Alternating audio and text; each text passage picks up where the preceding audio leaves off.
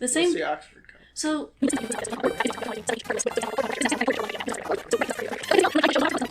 It's okay. Once upon a time, there was a very, very short-lived, very, very niche meme that I thought was hilarious. It was a video of a girl on TikTok, and she was like, my mom's just like, Emily, just tell people your interests, they'll love you, you'll be able to make tons of friends. Mom, nobody wants to hear about the psychological effects of cannibalism. Get ready with me while I talk about the psychological effects of cannibalism. which I think is very funny and encapsulates how I feel about this video. I feel like nobody at all is going to care at all as much as I care about the Oxford comma, but I'm making this video for me, damn it. It's been so surprising to me recently just noticing how many people are not using the Oxford comma. And by people, I don't just mean people online, because that's whatever. It is technically grammatically correct to not use an Oxford comma, and also I've kind of grown out of my phase of correcting people on their grammar online. It's kind of pointless. But I'm talking about other things. Like, I'm talking about like billboards that I'm looking at and they don't have the Oxford comma.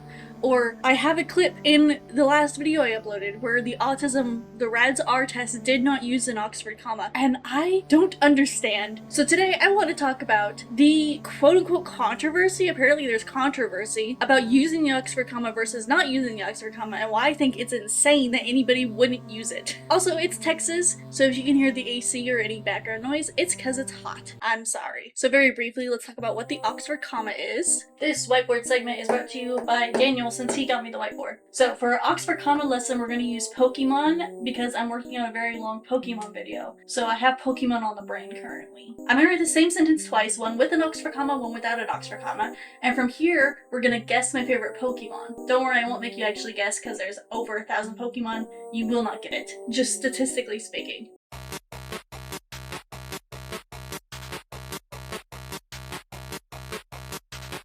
Now the colors don't come up quite awesome because honestly my brown is just really dark, so it's hard to see, but I still feel like you can tell the difference between these two sentences. Both sentences read, I only like fire, water, and rock Pokemon. This is not necessarily a true statement, it is just the example we're gonna go with. Sentence number 1, I only like fire, comma, water, comma, and rock Pokemon. Each thing is individual. Fire is in red, water is in blue, and rock is in brown because they're each individual standalone things. And then we go to the second sentence. I only like fire, comma, water, and rock Pokemon. Now, the sentence is actually not that confusing. I feel like pretty much everyone would look at this and be like, oh, you like fire, water, and rock as separate entities. However, since we don't have that comma there to make that perfectly well known and obvious, it can also read as fire, water, and rock as one entity. As in, I only like Pokemon that are both water and rock type. It could also, however, be read as I like Pokemon whose dual type is fire, water type, and fire, rock type. Way less likely to happen because that's just not something that happens.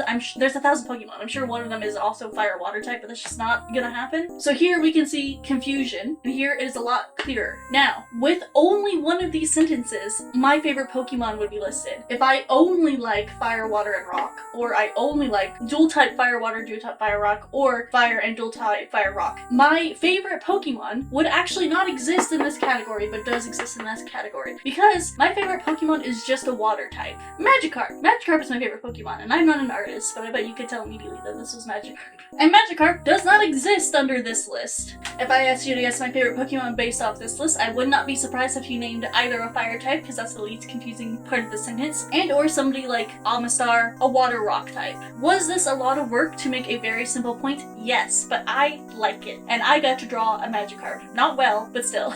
Now, is the Oxford comma required? No, it's not grammatically incorrect to not use the Oxford comma. Which, by the way, apparently it's called other things too, which is news to me. Also called the serial comma or the Harvard comma. I like serial comma the best out of those. When I was in school, I was taught that it was called the Oxford comma, which is why I've always called it that. I like serial comma more because it's more, to me, it more explains why it's necessary and important. So I'm gonna try and use that more often. So it is not grammatically incorrect to not use the Oxford comma, but to me, if there is a chance of possible confusion, why would you just not? You know what I mean? People use the Oxford comma in order to try and avoid any confusion at all. Again, very much like better safe than sorry kind of idea. And I also like things to be standardized, so I would also just really appreciate it if people picked one or the other. We're either doing the Oxford comma or we're not doing the Oxford comma. So if you're anything like me, I'm sure you're wondering, if the Oxford comma is so good at its job, and it is like so perfect and there's nothing wrong with it, why do people choose not to use the Oxford comma? And honestly, the best like argument I've found for this in a very brief Google search is that it avoids like print. Like in journalistic endeavors, essentially, is, and this also might actually explain my billboard example too, is it's a like money saving thing. Like they have to pay for less type, which I don't think is as big of a problem nowadays because of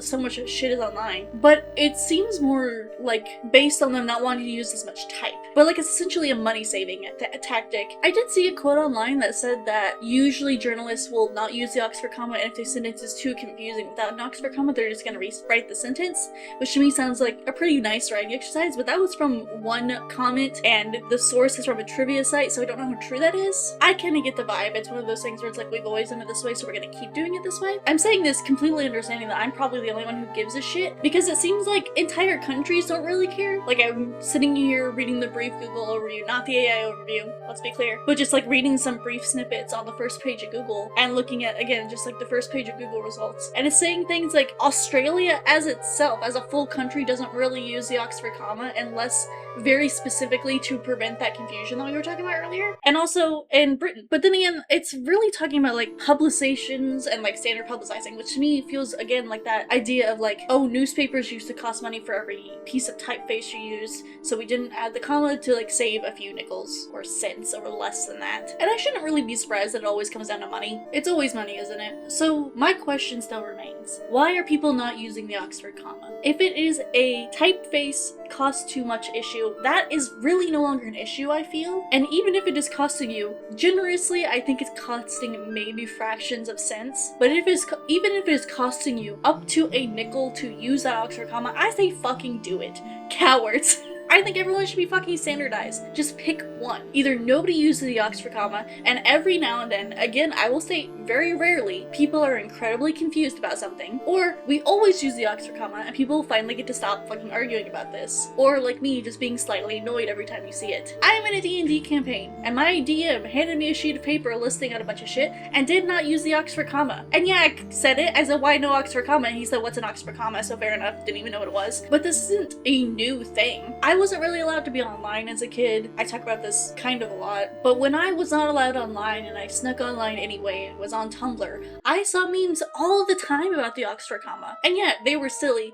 And honestly, they were situations that probably would never occur. Again, the actual confusion that would come about by not using the Oxford comma is very few and far between and very slim chances. And who knows, maybe it's just because I'm a fucking weirdo that this kind of shit was just all over my Tumblr dashboard. But that means that at least people have known about and like been in the depths of why people use the Oxford comma at all and how it can possibly be misconstrued. And to be fair, commas are fucking hard to understand. Commas are fucking weird, punctuation tools, and as somebody who takes a lot of time out of their life to try and be better at writing and just loves the act of writing, like physically handwriting, but also like typing, and I enter a lot of like writing competitions and stuff just for fun, and I still have so much trouble with commas. Commas are such a pain in the ass, which again kind of leads to back to my whole point of pick one. Either we use the Oxford comma or we don't.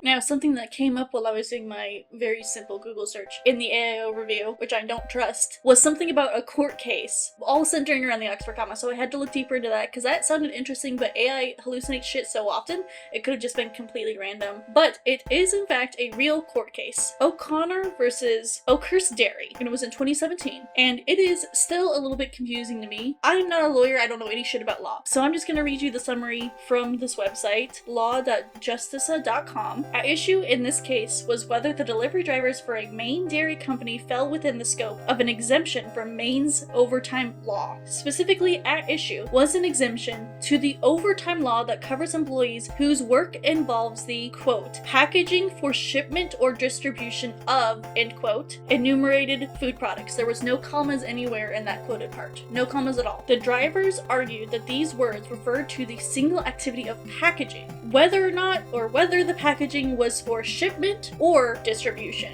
So essentially, anybody who was doing packaging, regardless of what it was for, would fall within the scope of that exemption law that we were talking about. The district court granted summary judgment to the dairy company, concluding that distribution was a standalone exempt activity. The judge ruled that, but it was not very clear. And because it was not clear, the First Circuit reversed, holding that the exemption at issue is ambiguous and, under Maine law, must be constructed in the narrow manner that the drivers favor in order to accomplish the overtime law's remedial purposes. See, that last sentence is very confusing. It had a lot of commas in it. See, the First Circuit reversed makes sense because it was ambiguous, and because it was so ambiguous that it is actually on side of the drivers. Now again, I'm not a lawyer, but this isn't really about law anyway. This is specifically about the Oxford comma, why it is important, and a practical case that involves that kind of idea. Now, from my own personal experience as a obnoxious and shitty teen on Tumblr, I do think that a lot of the misconstruing of sentences that do not use an Oxford comma is shitty, annoying teens trying to be grammar police. A lot of the meme examples that come up are just things that people would not be confused about most of the time. So I do understand why people do not care as much as I do, but I am still of the opinion that if there can be confusion and we have a way to prevent that confusion, why do we not just do the thing that prevents the confusion? I am also somebody who does not give that much of a shit about tradition, and just because things have always been that way doesn't mean they should stay that way, which people do not like to hear, especially when I'm at work.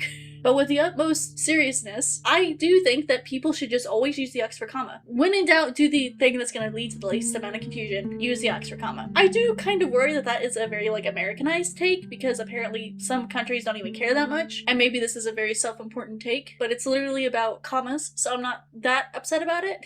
But anyway, so that's going to be it from me in this video. I hope that you all are staying cool, comma, that your air conditioner is working in this hot-ass summer, comma, and that I will see you all in the next one, period. Because those are all 3 separate ideas, and not that you are a cooler person by seeing me in the next video and also being under the AC. Although it would be cool if you came back for the next video. Just saying.